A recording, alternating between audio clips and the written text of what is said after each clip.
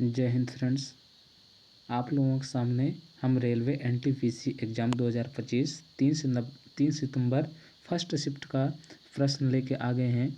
तो एनटीपीसी के एनालिसिस के लिए आप लोग पर डे जुड़िए और जो भी क्वेश्चन हमको मिलेंगे उसको हम आप तक पहुंचाएंगे और रियल क्वेश्चन रहेंगे। एनटीपीसी 3 सितंबर 2025 फर्स्ट शिफ्ट है।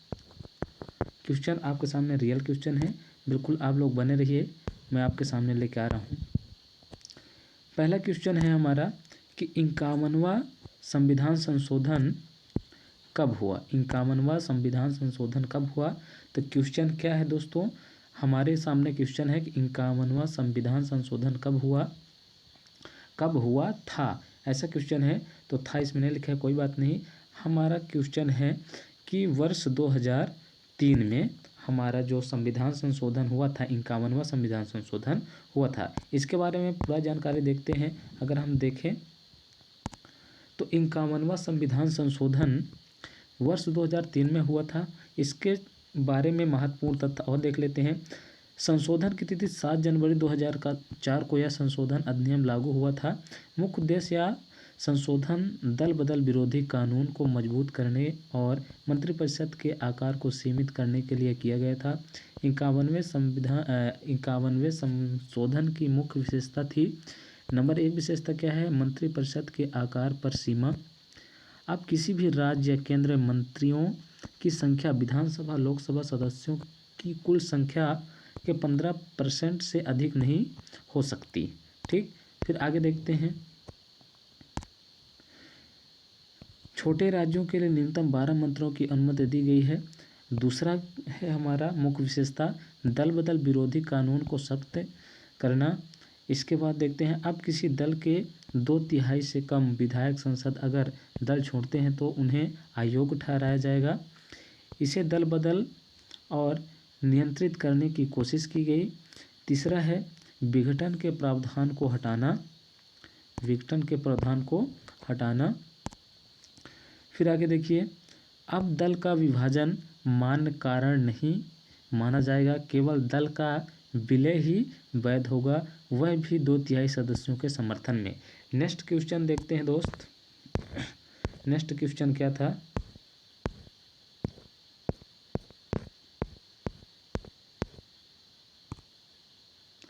नेक्स्ट क्वेश्चन था हमारा, अमरकंटक की पहाड़ी से कौन सी नदी निकलती है? तो हमारे सामने क्वेश्चन है कि अमरकंटक से कौन सी नदी निकलती है। तो हमारा क्वेश्चन कौन सा होगा, हमारा आंसर क्या होगा? क्वेश्चन तो यही है कि अमरकंटक की पहाड़ी से कौन सी नदी निकलती है।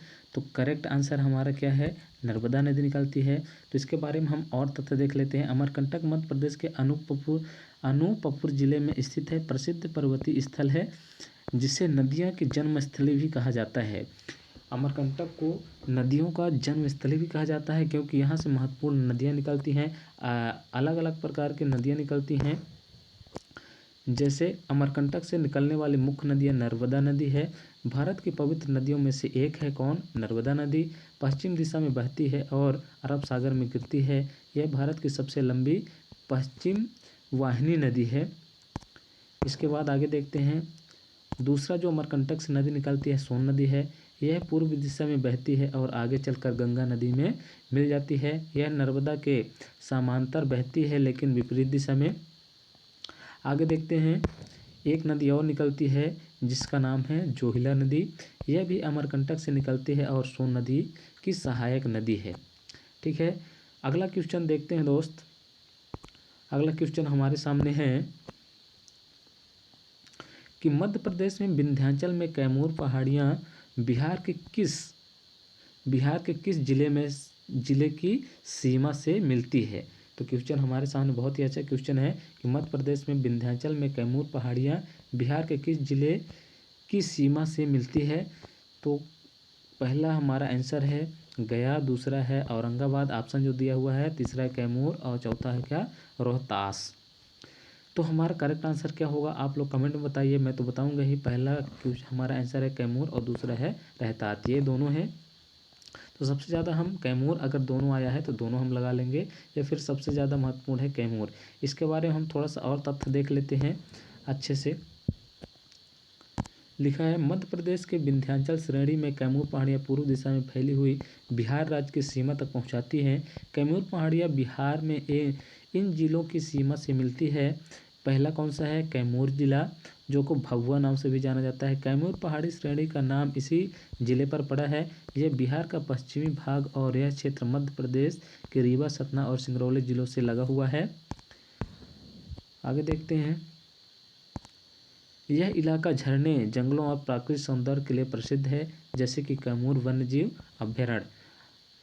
और दूसरा जिला जो लगता है वो है रोहतास। रोहतास जिला कुछ हिस्सा लगता है थोड़ा बहुत, और सबसे ज़्यादा कौन सा है? कैमूर है। कैमूर की पहाड़ियाँ उत्तर पूर्व में आगे बढ़ते हुए रोहतास जिले की दक्षिणी सीमा को भी छूती है। दोस्त आज के लिए इतना ही। जैसे और क्वेश्चन हमको मिलते हैं तो आपको बताएंगे। ये रियल क्वेश्चन है जो कि NTPC एग्जाम में आए हुए हैं। तो हम इसी तरह के एनालिसिस के लिए आप लोग बने रहिए। हर रोज़ आपके लिए लाएंगे, जितने क्वेश्चन रियल रहेंगे वही क्वेश्चन लाएंगे, अन्यथा क्वेश्चन फालतू में नहीं बताया जाएगा। तो धन्यवाद दोस्त।